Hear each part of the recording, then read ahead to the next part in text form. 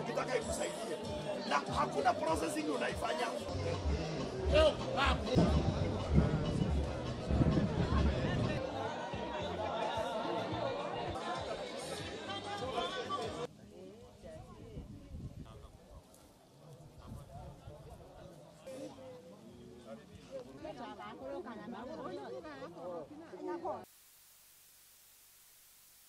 Si kuona mtu wa kunieleza, wa kunisomesa vile kungekuwa kufanya mzuri ni kule kitu mzuri.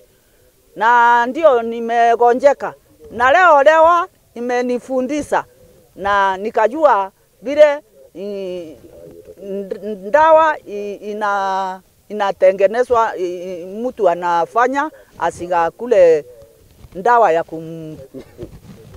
Huku tunafundishwa maneno ya mandawa, vile tutasuia magonjwa ya kama kansa. Ukinunua dawa, hakuna mafundisho ya kufundishwa vile tunaenda kuweka kwa shamba ama kwa mimea. Lakini leo tumepata mafundisho sana. Na itatusaidia huko kwa sababu tukienda huko nyumbani, tutaambia vile tunafundishwa. Jambo la kwanza ambalo ningependa kuhimiza ni kuwa sio suluhisho lolote ambalo liko kwenye shamba linahitaji kutumia madawa ama kemikali. Tuanzie hapo kwanza. Tuweze kuwafunza wakulima wetu kuwa shida ambazo ziko kwenye mashamba sio lazima zitumiwe, solution yake sio chemicals. Tuweze kuangalia kilimo ambacho kitatusaidia kupunguza chemical use kwa mashamba, zikuwe ni zile za wadudu, ikuwe ni mbolea ama ni nini. Tuweze kuembrace more and more organic farming na regenerative agriculture.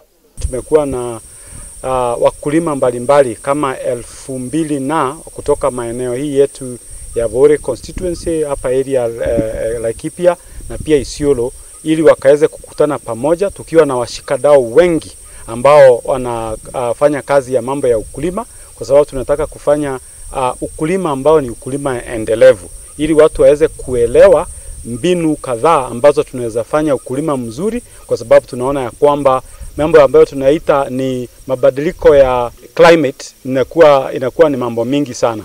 Na malengo ya leo ni kuhakikisha kuwa wakulima, wananchi wote wenye wana surround conservation area pia wanapata manufaa ya conservation, ambayo hatuwezi sema pale leo tuko Highland yenye inafanya conservation lakini huku wakulima wanafanya vitu yao tofauti.